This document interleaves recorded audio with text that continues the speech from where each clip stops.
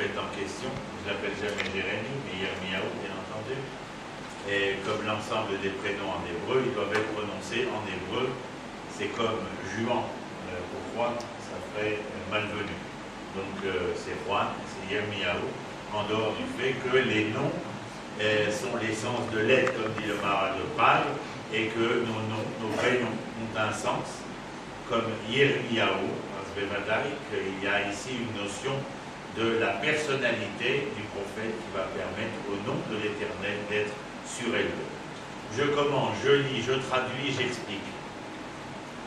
Vous éteignez les portables, vous éteignez les cigarettes, vous attachez vos ceintures, nous partons par un voyage le plus beau qui soit, non pas celui qui nous emmène vers des ailleurs, mais celui qui nous emmène vers nous. Je commence toujours comme ça.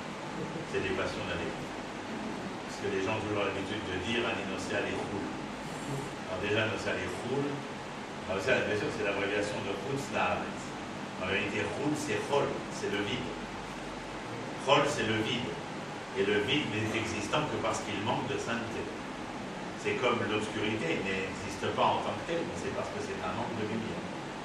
Et puis c'est toujours cette envie de partir vers des ailleurs, comme s'il n'y avait rien à découvrir vers soi. C'est là qu'est l'erreur fondamentale, et c'est la raison pour laquelle j'insiste, et dans les écrits que j'écris, et dans les cours que je donne, à essayer de partir à la rencontre de soi. C'est pour cela que je l'appelle le plus beau du voyage. On a toujours l'impression que c'est Bali ou les Caraïbes. C'est là. Vaïdvar Hashem, et là il est mort. Celui qui parle, c'est Yirmiyahu. Celui qui écrit, c'est Baruch ben Neria. C'est le scribe du prophète Yirmiyahu. Baruch ben Neria écrit sous la dictée de Yirmiyahu. Il écrit Vaïdvar Hashem, et là il est mort. Et ainsi furent les propos de l'Éternel qui s'adressèrent à moi. Maintenant je vous rappelle, ma marche très rapidement, Vayehi, à chaque fois que le texte commence par tout ce qui est le Tana, par Vayehi, c'est un langage de mauvais présage, Veaya, un langage de bon présage. Veaya qui t'avoue l'arrête, et cela sera lorsque tu viendras sur la terre. Veaya, je n'avais pas besoin d'entendre que lorsque je rentrais dans mes pénates, je m'y trouverai d'autant plus quoi, serein dans l'intériorité de mon être. Et donc Veaya est un langage de bon présage. Vaïa, Barimaël, Vaïlokim, Issa et Abraham, et je dis après ces événements-là que l'Éternel mit à l'épreuve à Abraham, c'est la Kedat Yitzhak, Vaïei, langage de bon présage. Pourquoi? Parce que le Vav vient convertir, c'est pas une conjonction de coordination comme les Méou et non dans le cas, mais c'est un Vav de conversion qui vient transformer le futur, Yehi, en passé. Tous ceux qui voient leur futur dans l'hier, la nostalgie, c'est un mauvais présage. Donc, Veaya, conversion du passé en futur, c'est la leçon du prophète qui tire les leçons du passé pour construire cet avenir. Donc, bon présage. Ben voilà, vous avez une clé. Ne la révélez pas, il faut venir étudier pour la voir. Rappelez-vous que ceux qui étudient avec constance sont les personnages pouvant devenir consistants, et que lorsqu'on est inconstant dans son existence, on ne peut faire valoir que son inconsistance. C'est bien ce que j'ai dit. Parce que je veux dire beaucoup de choses en disant cela. Alors ceux qui vous disent qu'ils sont rassasiés de leur inconstance sont superflus, vils. Je suis désolé. Vaïdvar Hashem est là, et donc celui qui parle, Dvar Hashem. La parole de l'Éternel. Je vous donne 3 clés maintenant pour ouvrir le cours. Vaïe, vous savez maintenant, Dvar Hashem. Amirat Hashem. Parce que Hashem, c'est Yudke Vavke, c'est Rachmanut. C'est la miséricorde, c'est la tendresse, c'est l'amour. Mais lorsque la personne qui est amour, tendresse et condescendance s'adresse à autrui, elle peut le faire, Belachon Amira, les morts. En hébreu, c'est Lachon Raka. C'est un langage de tendresse. Donc il faudra adapter le sujet au verbe. Or ici, le sujet n'est pas en accord avec le verbe, puisque Hachem, qui est Rachmanou, tendresse, amour, parle avec le langage de qui? À Abba Medaber Ve'aima Omeret. Le père parle Bedibour Ve'aima Omeret Be'amira. Juste pour vous dire aussi peut-être s'il n'est pas un contresens que de venir et de dire que le mot amour non commun en français serait la dégradation étymologique du verbe lémor, dire. Comme si aimer en français n'était qu'un nom commun, alors que la parole amira d'amour était la déclinaison d'un verbe à tous les temps et dans tous les pronoms qui la composent. C'est amour. Vous n'êtes pas venu pour rien. Az diber Hachem, on aurait dû dire Hachem Omer. Et im diber, alors on aurait dû dire Elohim. Sachez simplement que le dibour, c'est la shona, la parole du Père, langage de rigueur, de justice, de droit. Amira, c'est la mère, l'amour, la tendresse, la condescendance. Hachem, Zéa, c'est le pôle féminin. Elohim, c'est le pôle masculin. Avec ça, vous pouvez jouer comme vous avez envie, je ne m'attarde pas. Beterem et Tzorcha, Babetem, bien avant que je n'ai eu besoin de toi dans le ventre de ta mère, Yadatira, je savais qui tu étais. Or, savoir qui est l'autre est important lorsqu'on emploie le verbe ladaat. Et je vous ramène où la première fois le verbe ladaat apparaît, Ve'adam, Yada, et Chava, et Ish. C'est-à-dire que pour dire qu'il y a eu une relation intime, Vaïou les Bassar Echad, où ils ne furent qu'une seule chair, la date, la connaissance,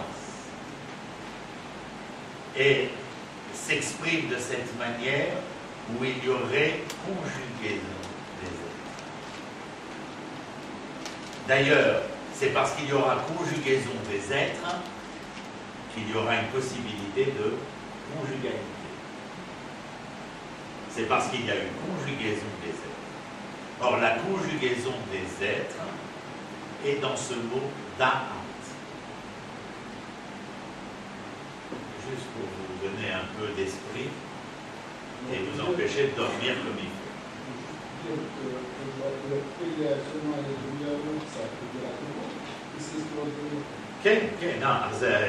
Ici, il y a une raison, on va le voir tout de suite. Avant que tu naisses, donc je savais qui tu étais, avant que tu sortes, avant que tu sortes, d'accord? Avant que tu naisses. Or, le lieu par lequel l'enfant naît s'appelle Rechem en hébreu. Et ce n'est pas pour rien, puisque Rechem est la racine de miséricorde, de tendresse, d'amour, de condescendance, de rachamim. Sinon, on utilisera le mot forceps. Mais si c'est naturellement avec miséricorde, Azerech. Donc l'enfant naît par le Rechem, par cette arme. Et je t'ai sanctifié. Navi la goïm natatira, et j'ai fait de toi un prophète pour les nations. Je t'ai donné aux nations comme prophète. Penseriez-vous par hasard que M. Yirmiyahu était prophète d'Israël? Pas seulement. Dieu le sanctifie comme prophète des nations. Le rôle d'Israël n'est pas de s'auto-satisfaire, mais de se réaliser pour satisfaire la rédemption de l'humanité tout entière. Il ne s'agit pas d'un rôle autocritique simplement, mais où cette autocritique, cette remise en question de ce que je suis, est pour le bien-être et le devenir de l'humanité tout entière. Quel est le verbe qu'emploie pour cela l'Éternel? La tête. Quand je donne en français, je donne. Si je parle verlan, je dis nedo. Mais si je ne parle pas verlan, donner, c'est donner. Ça marche dans un sens. Je donne. En hébreu, le verbe donner se lit de la même manière, dans les deux, vice-versa. C'est-à-dire que celui qui donne va recevoir. Et celui qui a reçu va donner. Il y a une dynamique dialogale dans le fait de donner. C'est-à-dire que je ne donne pas. Je ne donne pas gratuitement, mais je ne donne pas, je donne pour créer une dynamique dialoguée. C'est ce verbe noter. Je t'ai donné aux nations pour que les nations entendent de toi, mais lorsque les nations entendent de toi, il faut qu'elles soient capables de redonner de cette intériorité qui est la leur, le Cohen. Cohen, ce n'est pas un nom qui existait, c'est un nom qu'on a donné pour une fonction. Le Cohen s'appelait Lévi, Monsieur Lévi. La famille des Kohanim, ce sont les gens qui vont l'échaen. Et parce qu'ils vont l'échaen, prendre fonction d'eux, on les a appelés des Kohanim. Et c'est parce qu'ils sont des Kohanim chez Mechaanim qui vont donner les Varech et Amo Israël Be'ahava, avec amour. Ils vont donner de cela. Mais c'est-à-dire que dans cette volonté de sanctifier, d'offrir, d'octroyer, de donner, il y a une dimension dynamique qui va et qui vient. Les choses ne sont pas à sens unique. Toute la réalité de l'existence prophétique ou de l'existence de la dimension toranique de l'être toranique, elle est dans ce mouvement de bas et de vie. Alors, donc, je continue. Vaomar Adonai Elohim. Et moi je dis, donc c'est Yirmiyahu qui parle. Exclamation Adonai Elohim, Dieu de justice et de rigueur. Il ne sait pas très bien qui va le mettre en fonction, alors il l'appelle comment? Hachem Elohim. C'est tout le monde. Et il lui dit, je ne sais pas si je peux remplir mes fonctions. Lo yadati daber, mais je ne savais pas parler. Et tu sais pourquoi je ne sais pas parler? Kinaar anochi, parce que je suis un enfant. Mais lorsque vous lisez Nahar, la racine de Nahar, c'est les Naher. Comment on traduit les Naher en français? Oui, les poustillés. C'est celui qu'on peut continuellement remettre à propre. On peut le remuer, qui Nahar anochi. D'ailleurs, le Nahar, il est ouvert à tout. Mais il a quelque chose de particulier, l'enfant. C'est qu'il a encore quelque chose de sa tmimut, c'est-à-dire de sa pureté naturelle, de son entièreté d'être. On peut, nous les adultes, l'orienter de bonne ou mauvaise façon. Oui, mais je ne traduis pas tmimut, la naïveté, je ne traduis pas par naïveté. La naïveté, c'est comme on a traduit le tam dans les 4 enfants de la Haggadah de Pessah. Or, je dis que par rapport à ces 4 personnages que sont le Chacham, Eno Yodé Alishol, Arachab et Atam, je m'amuse toujours à les partager en 2 équipes. Il y a le Chacham, mais Chacham, ce sont les lettres de Koachma, la force du doigt. Parce que l'être est par excellence l'homme de la question, beaucoup moins de la réponse. Et l'homme de la question. Et c'est parce qu'il est Koachma, ainsi s'exprime le Maharal de Prague, eh bien, il y a une dynamique, puisque vous savez qu'ici c'est un muscle, et dans ce Koachma, alors il a la possibilité de toucher à la Tmimut. Vous ne pouvez pas traduire par naïveté, c'est pourquoi? Parce qu'il y a marqué Torah Hashem Tmima, Meshivat Nafesh. La Torah éternelle ne peut pas être naïve, elle peut être qu'une seule et même entité. Il y a marqué aussi Yaakov Ishtam Yoshev Oali. Il n'est pas un être naïf qui réside sous sa tente. C'est justement parce qu'il est capable de vivre dans l'intériorité qu'il est l'être complet. Peut-être naïf dans le sens sans préjugés. Oui, aussi. Pas idiot. Mais moi, je préfère traduire par la dimension du nombre entier. Quelqu'un qui est naïf, qui est ouvert. Ok, mais dans ce cadre-là, je parle de Tmimut dans le sens d'entièreté. Il est encore pur. Il est une seule et même unité. Il n'est pas encore déchiré par les déchirures de l'adulte. Et chacun de nous sait ô combien nous, adultes, sommes bouleversés continuellement et tiraillés par nombre de phénomènes qui nous agressent. Vayomer Hashem Elai, Al Tomar Nahar Anochi, ne dis pas que tu es un enfant. Qui a le kol Hashem et Shlarech Hatiler. Là où je t'enverrai, tu iras. Et tout ce que je t'ordonnerai, tu le feras. Al tira mi penehem, n'aie crainte de leur face. Qui itra ani la tzilecha neum Hashem. Et n'aie crainte des étrangers, de qui que ce soit, car moi je te protégerai. Vous savez comment on dit sauver en hébreu? Les Hatsil, Hatsala. Et quelle est la racine de Hatsala? Eh bien, mettre à l'ombre. Les Hatsil sauver, c'est être à l'ombre. Non, c'est le sel. Les Hatsil, la racine, c'est sel.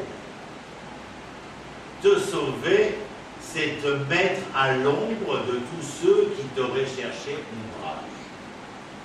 Et lorsqu'il a fait la Brit Mila, Dieu ne veut pas qu'il sorte en plein soleil pour sa convalescence.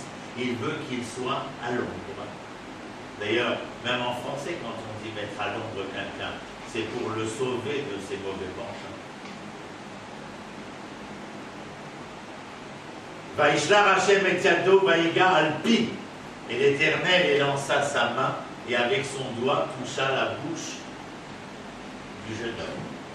Et oui, parce que de là nous savons que le Navi, Zénif P. Hashem, celui qui est le porte-parole de l'Éternel. Porte-parole de l'Éternel. Nif P. Hashem. Navi. Zénavi. Alors qu'est-ce qu'il là, il touche avec sa bouche. Alors il y a toute l'histoire que tout le monde connaît avec l'ange au 9e mois de la gestation fœtale, il nous touche, blablabla. Ici, ce n'est pas pour perdre la connaissance et le savoir, mais au contraire, pour l'acquérir. C'est-à-dire, Natatira. Mais je te l'ai donné, que je ne t'ai pas donné ce que je vais te donner, si ce n'est que pour que tu puisses le donner, l'offrir et le croire. C'est-à-dire, Vaishnar Hashem Adiyodada, Reiv Katicha Yom Azeh à la Goïm, donc je t'ai mis en fonction face au peuple, vers la Mamlachot et les royaumes. Et maintenant, écoutez ce qu'il lui dit. Je t'ai mis en fonction face au royaume, face aux princes et aux rois de ces temps-là. Pourquoi faire? Et pour Israël aussi, bien entendu. Lintox, abandonner, briser, perdre la vie, les arroses, détruire.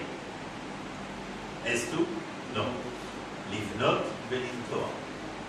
Construire et planter. Tu seras un prophète ambivalent.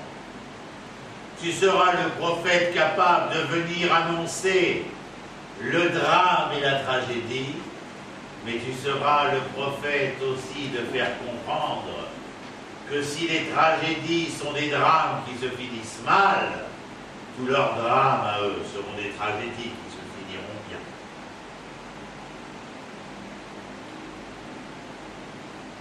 Vaïd var Hashem Elai, Vaïehi. Je ne veux pas savoir ce qu'il y a. Mais il y a marqué Vaïehi dans ma petite tête. Je me dis, je m'attends à quelque chose qui n'est pas de bon présage. C'est pas véritable. Vaïd var Hashem Elai les morts. Et voici que l'Éternel m'adresse la parole. Ma ataroe Yirmiyahu. Mais je croyais qu'il y avait mis le doigt sur la bouche. C'était pour parler. Et qu'est-ce que lui demande l'Éternel? Que vois-tu, Yirmiyahu? Ben, décide-toi. Je parle ou je vois? Vaïd var Hashem Elai les morts. Ma ataroe Yirmiyahu. Varoma. Et je dis, Makel Shaket Aniroé. Je vois une branche d'amandier. Vayomer Hashem Elai. Et l'Éternel s'adressa à moi en me disant, et Tafta Lirot. Tu as bien vu, Yirmiyahu, qui choquait Dani à Devarai la Asoté. Choquait Dani, je suis assidu, persévérant dans les projets que j'entame et je les réalise pleinement. Que ce soit pour détruire ou que ce soit pour reconstruire. Mais je reviens en arrière et vous entendez ce que l'Éternel dit à Yirmiyahu. Il lui dit, c'est étonnant. On ne peut pas lire le Tana et ne pas sauter au plafond à longueur de journée. C'est impossible. Moi, quand je prépare les cours, je suis fou tout seul dans mon bureau. Parce que c'est passionnant. Il lui dit, et tafta, tu as bien vu. Mais si j'étais un bon bateau, je n'aurais pas traduit comme ça. J'aurais pas dit, tu as bien vu, Yirmiyahu.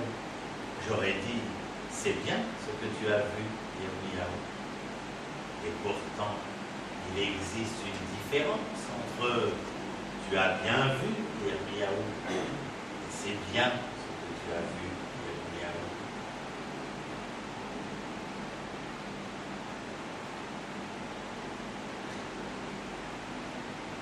Tu as bien vu. Ça veut dire que ce que tu as vu, c'est plus que cela. C'est-à-dire que si tu as vu la branche d'amandier, je sens déjà qu'en toi, bien avant la parole pour laquelle je t'ai consacré, il fallut, un tant soit peu, que vous fûtes capables de visionner ce que vous vivez, afin de pouvoir en parler. C'est important. Et tu as bien vu, c'est cette perspicacité, avoir vu la branche d'amandier. Maintenant, je vous emmène dans le voyage de l'amandier. Mais avant, depuis une demi-heure, je vous présente le bonhomme, le dialogue qui se fait avec l'Éternel. Et qui est cet enfant? Comment l'Éternel s'adresse à lui? Il y a parole, mais il n'est question que de vision. Et c'est cette vision que nous allons aller voir. Laissez un peu vos feuilles, comme ça je ne vais pas trop vous embêter, parce que sinon ça va vous prendre trop de temps. Rashi explique, à la suite de ce que je viens de dire, sur le Etafta Lirot. Rashi vient et nous dit, c'est intéressant, tu as bien vu.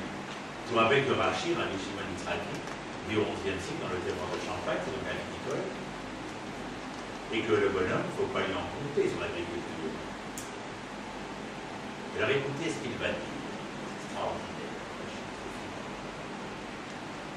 Il dit, tu as vu une branche d'amandier. Et l'Éternel t'a dit, tu as bien vu. Qu'est-ce qu'il y a dans cet amandier? Il n'écrit pas encore, hein, il est à sa table, il réfléchit. Dehors, il y a tous les champs, lesquels il travaille. Et il dit, c'est étonnant ça. Tu as vu une branche d'amandier, alors que toi, tu es le prophète qui va venir annoncer la destruction. Qu'est-ce qu'il y a dans cet amandier qui pourrait bien avoir un lien avec l'événement et le prophète qui va annoncer l'événement? Mais bon sang, mais c'est bien sûr. Il y a 21 jours qui séparent le moment où le fruit mature sur l'amandier, et le moment où il devient comestible. Entre la fleur qui bourgeonne et le moment où il va devenir fruit, 21 jours. Et regardez à quoi pense Rashi. Le premier fruit qui apparaît dans la floraison agricole, dans la frondaison agricole, c'est l'amande. En Israël, c'est hyper connu. Tous nos enfants, Shkedia Borachat, l'amandier fleurit. Est-ce qu'il y a quelqu'un d'autre qui a fleuri? Non. L'amandier. Dès qu'on voit l'amandier en fleur, on sait que nous approchons de quelle date? Tobi Shvat.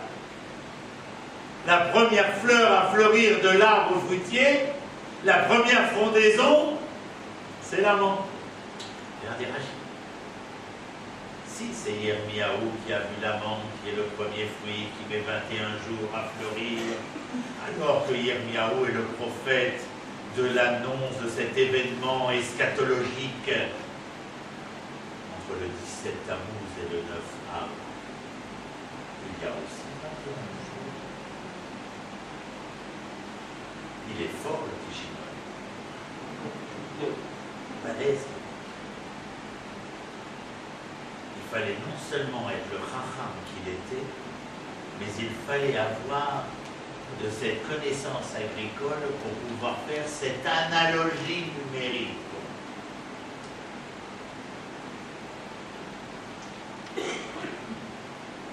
Reprenez votre feuille.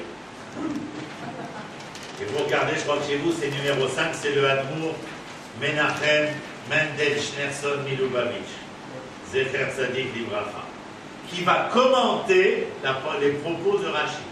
Je vous rappelle, Rashi dit, celui qui parle, c'est le prophète de l'avènement de la destruction. Or, il parle entre le 17 Tammuz et le 9 Av. Moi, je le sais, parce que je suis a posteriori.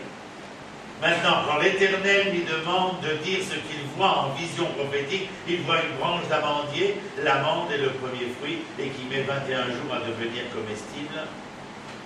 Il y a une analogie que je ne pouvais pas laisser passer, dit Rashi. Le rabbi de Babitch vient de lire ce que vous venez de dire avec moi, et il nous dit, lisez avec moi. Mais Pashtout, Mashma, avec simplicité, nous devons comprendre. Mashma, ça veut dire Lishmoa. Il est vrai, je vous l'accorde, qu'il serait possible de Léazine, de Léakshiv. Mais Léazine serait l'oreille externe, Léakshiv l'oreille moyenne, alors que Lishmoa c'est l'oreille interne, là où nous avons ce liquide qui nous permet de préserver notre équilibre grâce au centre de gravité de ce liquide que nous avons dans l'oreille interne. Donc ce n'est pas par hasard si nous disons Shema Israël de la naissance à la mort, alors qu'on aurait pu dire Hazel Israël ou Akshem Israël. C'est magnifique. On peut ne pas s'arrêter pendant des heures, des jours, des années. Regardez, ça fait des siècles. Que dis-je des siècles? Des temps immémoriaux. Mais Pashtout Mashma, des ailes, chez Zman, Gidulash, Kedimor, Zman, Benetzamim, ou Rakute, Sheshtem, Shavim, Bemisparam, Pesri, Bechadium, Pesri, Bechadium, Avalal, Pi, Ayadouva, Shekol, Inyan, Torah, Em, Betardé, Dadiou. Qu'est-ce qu'il nous dit, Rabbi Milubavitch? D'accord. Ce qu'il a trouvé Rashi, c'est extraordinaire. Ça nous a fait même hérisser le poil, un tant soit peu, par frémissement de notre intériorité. Et cela ne suffit pas. C'est une analogie numérique. C'est trop facile. Regardez la phrase qu'il dit. Shekol Inyane Torah, em betachlit adiouk.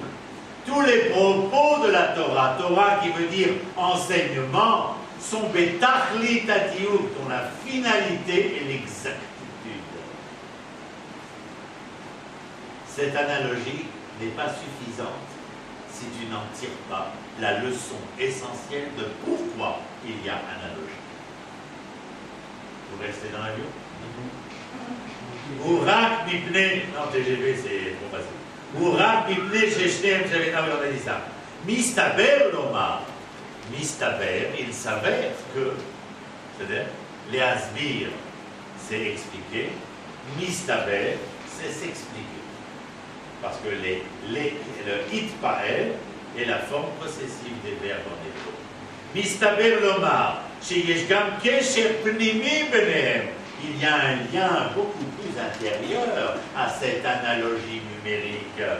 Veyesh lebaer ze alpi divrei HaMishnah sheyesh shnei minei shkedim.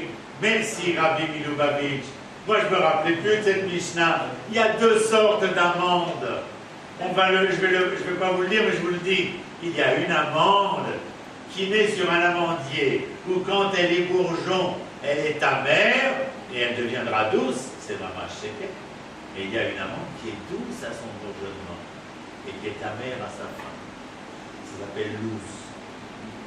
Derech Hagav, le l'ous, c'est l'os que nous avons ici. L'os qui ne disparaît jamais. Ou peut-être il y a une analogie, si vous me permettez que je m'amuse, où ce seul os qui reste nous laisse dans une certaine amertume, et où toute amertume a la finalité de devenir doux.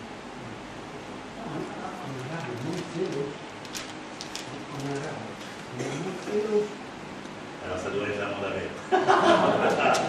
Donc, je lis. Alors, il dit Gam Kesher Pnimi, donc Shkedim. Shkedim Marim, Shkedim Etukim. Des amandes amères et des amandes douces.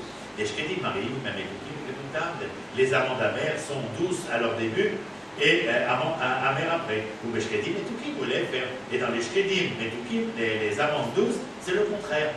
Alors, bourgeonnement, elles étaient amères. C'est les Gatuta de Marim, Bachaka, Bigma, Mishulam, Nassim Etukim. Point. Achab, il nous ramène un des copains de son grand-père. le Hadmour de Rogratchov, Rabbi Yosef Razin, il a vécu la fin du 19e, début du 20e. On l'appelle le Rogratchov. Regardez ce qu'il dit. Sheikar Shem Shkedi al Gidulim Amtoki. Le nom amande n'a pas trait pour les amandes amères.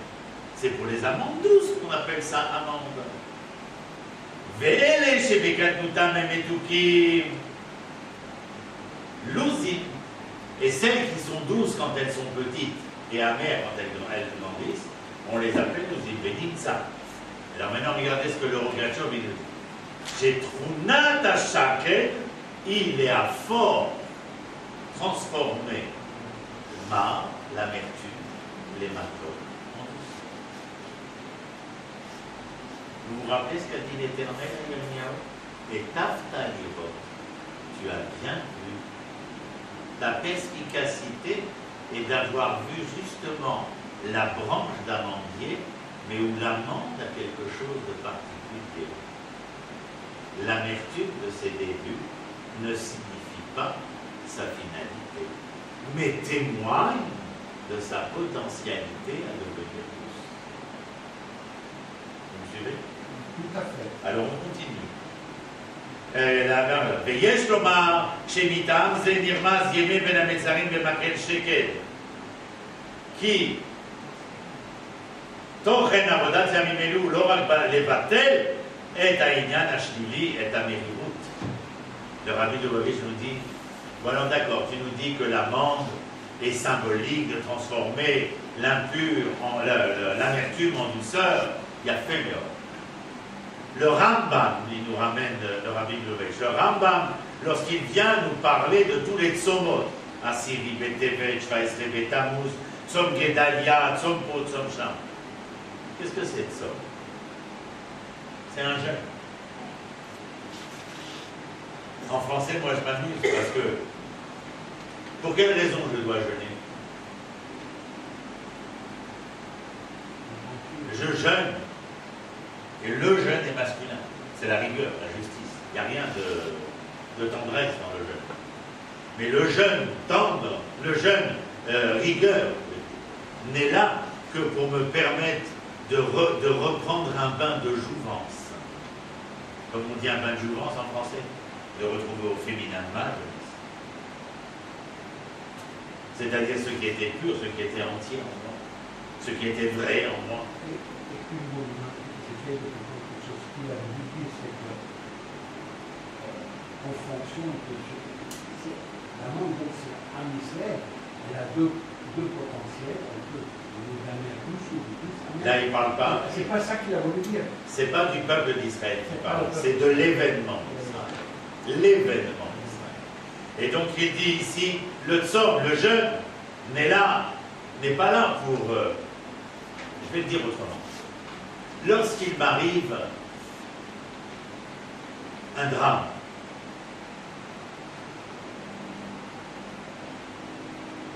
est-ce que tout mon but se tourne vers l'élimination de ce drame, l'oubli de ce drame, la mise à part de ce drame-là?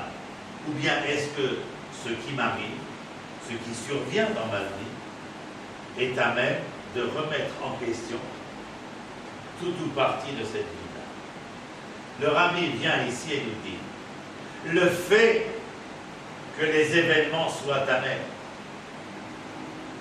je ne veux pas les mettre de côté, je ne veux pas les mettre à part, je ne veux pas les oublier, non, je veux qu'ils soient là, mais pour une seule raison, je veux qu'ils soient là.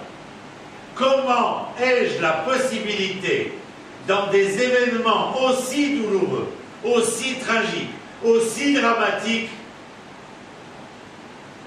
d'être capable d'avoir bien vu et d'entrevoir ou de percevoir la douceur qui se dessine à l'intérieur des drames et des tragédies?